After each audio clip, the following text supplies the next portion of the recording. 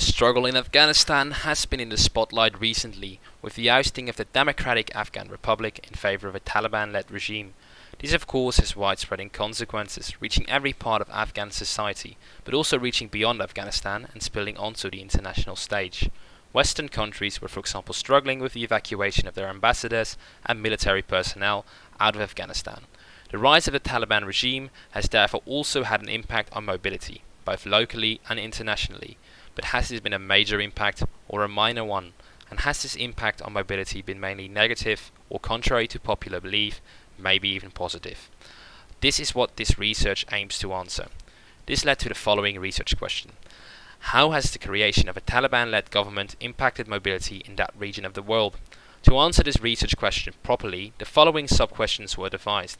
How has the mobility within Afghanistan been impacted by the creation of a Taliban-led government? And how has international mobility to and from Afghanistan been impacted by the creation of a Taliban-led government?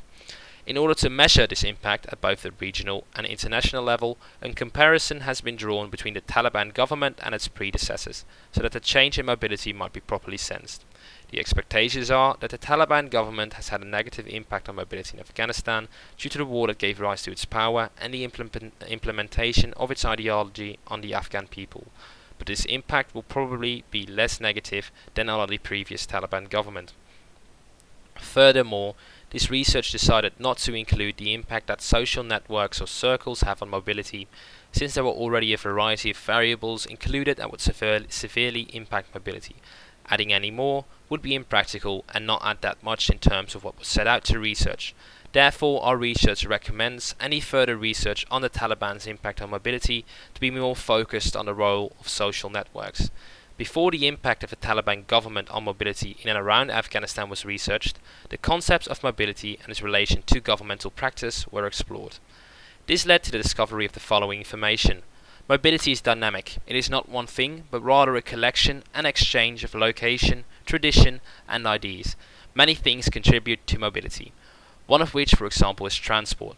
If one has no access to transport, one has less range of motion, since one will get further by driving a car for half an hour than by walking for half an hour. A car just covers more distance. Besides transport, infrastructure is also really important, since infrastructure determines the route one will travel, how fast one can travel, and how many people can travel that route at the same time. The government of course has a major impact on the infrastructure and the availability of vehicles. The government can improve and maintain infrastructure through public work projects. Furthermore, the availability of vehicles is also heavily influenced by governmental practice. Public transit, for example, is usually controlled or heavily subsidized by the government to make it affordable for everyone. And lastly, the constitution of a country also heavily influences mobility, since it enshrines all rights and duties of citizens of that country. Thus, the constitution has a heavy impact on lawmaking and governmental practice, which in turn influence mobility. So a strong central state can influence mobility through public transit and public work projects, and of course the constitution. The aforementioned theoretical insights led to the following conceptual model. This green box represents the mobility in Taliban-led Afghanistan. Connected to this green box is of course the grey box representing refugees running from the fierce and violent rule of the Taliban. But these refugees have few places to go, since there is a lot of pushback from Europe, represented by the upper left blue box. This pushback from Europe is caused by a few reasons, one of which is the fear of immigration, indicated by the bottom right blue box. This fear of immigration, is in turn also caused by the threat of terrorism being higher, which is represented by the highest blue box. The last blue box represents negative travelling advice, which is influenced by the fear of terrorism and in turn also influences mobility to and from Afghanistan. So this blue part of the conceptual model relates to international mobility. The red part of the conceptual model is related to local mobility, i.e. within Afghanistan. The upper left blue-red box indicates the dangers of the road and the criminality related to it. The upper right red box represents unjustified vehicle checkpoints. Both of these are a result of the Taliban exerting their control over the country, which is represented by the lowest red box. The yellow part of the conceptual model is related to border control. The bottom box represents the closing of the airports, and the upper box indicates the closing of borders for any Afghan who doesn't have valid documents, meaning Afghans without documents can't leave Afghanistan. With these theoretical and conceptual models in place, practical analysis could begin. Some background information will first be provided. The Taliban has its origins in the 1990s, as it was founded as a reaction to the growing conflict after the Soviet invasion of Afghanistan. From 1996 to 2001, the Taliban ruled Afghanistan. After this rule, a democratic government took power until 2021, which is when the Taliban reconquered Kabul, together with many other provincial capitals in Afghanistan. In order to properly measure the impact of Taliban rule on mobility, both the mobility under the democratic government of Afghanistan and both Taliban governments of Afghanistan will be discussed. The first Taliban government cracked down on criminality in a lot of parts of the country. The situation in the area, however, did not necessarily improve. Working women were, for example, banned from the streets, and girls were no longer allowed to go to school. Their freedoms and mobility thus severely diminished. On top of these actions, Taliban troops also closed down many roads, excluding Afghan cities from the outside world. Afghans could thus also no longer leave the country.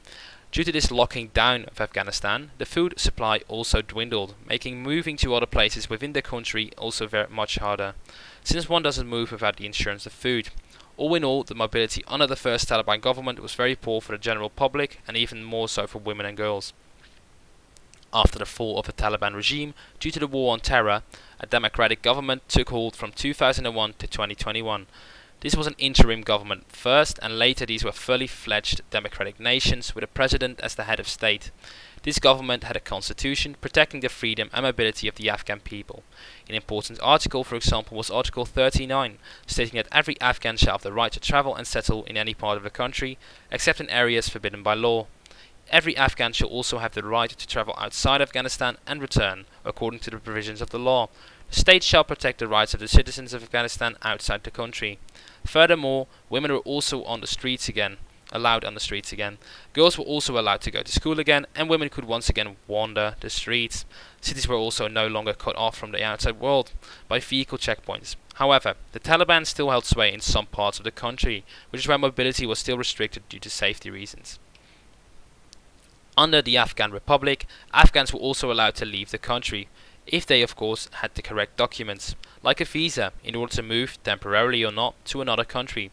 Tourism also boomed during the democratic era, with about 20,000 visitors annually. This number might not seem much compared to other countries, but parts of Afghanistan were still active war zones, with the Taliban insurgency still fighting in those areas. The Afghan Republic, however, was not to last, with it falling in 2021 after the Taliban forces captured Kabul. The Taliban was now back in power. This led to the disappearance of various basic freedoms. Since the new Taliban government, the number of people who suffer from famine has risen. More than 30 million people aren't able to find enough food or clean drinking water. The effects of this famine led to the rise of costs for healthcare, for example.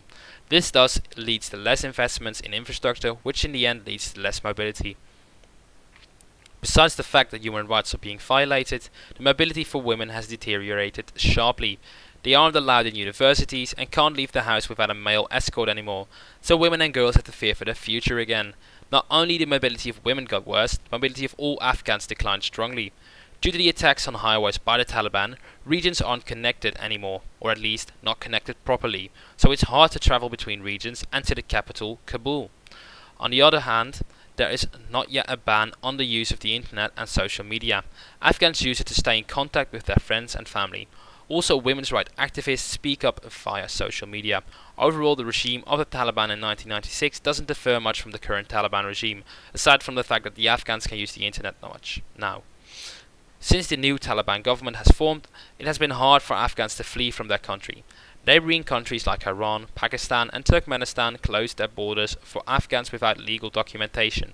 They are obliged to accept those people if they cross the border illegally according to international law, but many countries don't do this. Iran, for example, has sent 58,000 Afghans back in the first 14 days after the fall of Kabul. These Afghans get sent back, and once home in Afghanistan they are arrested and sometimes even tortured by the Taliban.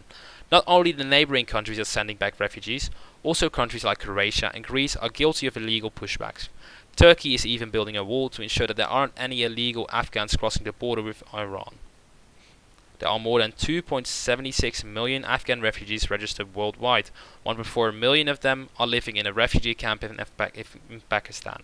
Pakistan is not going to accept any more refugees, however, and has now closed 90% of the border with Afghanistan. But mobility from Afghanistan to outside countries has not only been decreased, mobility to Afghanistan has also been severely hampered, namely in the form of tourism. There were almost 20,000 tourists visiting Afghan each year during the Afghan Republic, as stated previously. That's a substantial amount considering the country was still at war. The rise of the Taliban regime has put an immediate stop to this tourism. Whether this is just temporary or permanent is still to be seen.